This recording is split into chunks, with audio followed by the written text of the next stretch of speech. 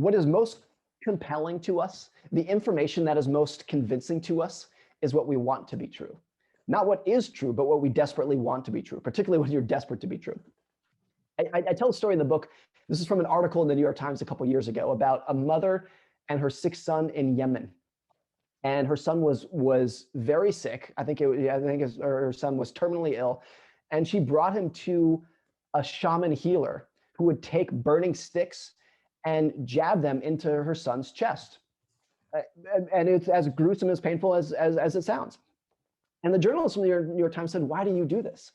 And she said, I'm paraphrasing here, but she said, when you don't have any resources, when you don't have any money, when you don't have any medicine, you'll believe anything. So she was at the end of a rope in terms of what she could do with her son. So this shaman who said, if you put burning sticks into your son's chest, that might heal him. She was like, I'm willing to believe anything at this point. She just wanted something to grasp onto to help. And I think that's a very extreme example, but you see this a lot in business and investing too, where what's most compelling is what you just desperately want to be true.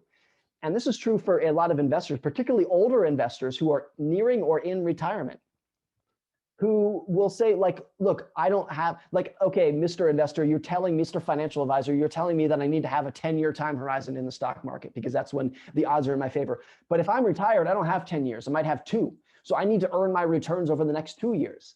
And look, the market doesn't know or care what your time horizon. It's going to do whatever it's going to do. But people in these situations tend to believe people who are willing to tell them, oh, I can earn you great returns every 6 months, every 12 months. They believe it because they need it to be true. And so I think it's a natural instinct for everyone to believe, particularly not what you want to be true, but what you need to be true. If you need to earn these returns so that you can retire, if you need to have this medicine to save your son's life, if you need it to be true, desperately need it, your reasoning and ration kind of goes out the window. You see businesses do this too, where kind of at the end of their life, when they're going downhill, really start throwing some things at the wall, just trying to get anything to stick, anything to work. Yeah. So it's a very natural inclination. But I think it's important for everyone to just kind of look at their own personal situation, their personal lives, their business lives, and to say, what do I need to be true? Because that's where I'm most likely to fool myself.